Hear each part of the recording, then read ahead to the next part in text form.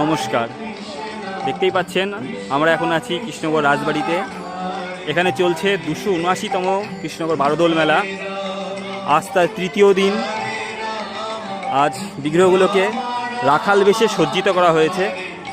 আপনারা এক এক করে দেখুন বিগ্রহগুলো, এবং এবছর যারা আসতে পারছেন না তারা এগুলো দেখে একটু দর্শন লাভ করুন।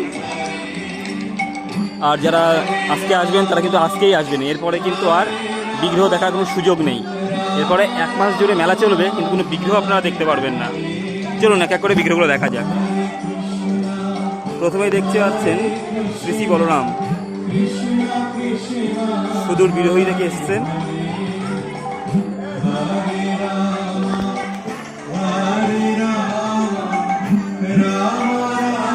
এখন আমরা দেখতে পাচ্ছেন শ্রী শ্রী বননারায়ণচন্দ্র এবং ছোট নারায়ণচন্দ্র।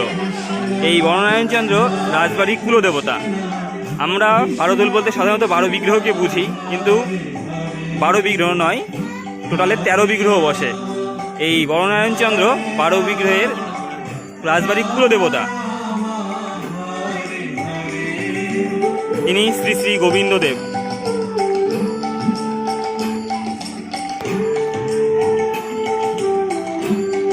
দেখতে পাচ্ছেন অনেকে সব বসে আছেন, সবাই চাল ডাল দিচ্ছে তাদের। আমরা এবার দেখতে পাচ্ছি শ্রী শ্রী গোপীমোহনজিকে।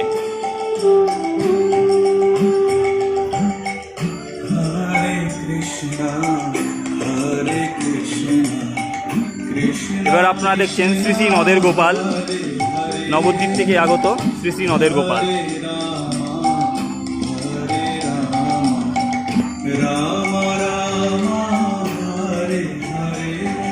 এবার আপনারা দেখছেন শ্রী শ্রী গোপীনাথজি। অগ্রদ্বীপ থেকে একসময় আসতেন, কিন্তু বেশ কিছু বছর আসেন না, আইনগত কোনো কারণে গোপীনাথ আর আসেন না। কিন্তু তার বিগ্রহের জায়গায় ছবি রাখা হয়েছে, এবং সুষ্ঠু নিয়ম মেনে পূজা অর্চনা সঠিক নিয়ম মেনেই করা হয়।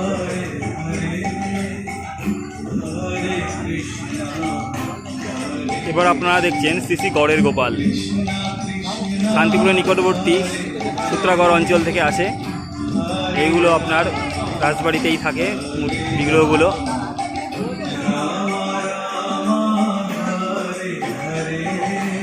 এখন আপনারা দেখছেন শ্রী শ্রী গোষ্ঠবিহারী।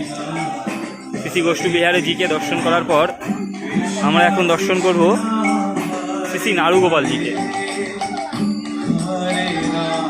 আপনারা দেখছেন শ্রী শ্রী নাড়ুগোপালজি।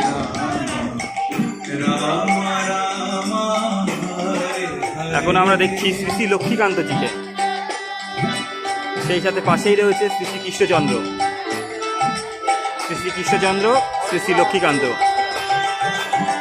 এবং সবশেষে শ্রী শ্রী মদন গোপাল এবং রাধারানী। ইনিও মদনপুর থেকে আসেন, বিরোহী থেকে। ক্রমান্বয়ে আস্তে আস্তে ভিড়টা বাড়ছে। ভিড়টা সন্ধ্যাবেলায় বেশি হয়, প্রচুর ভিড় হয়।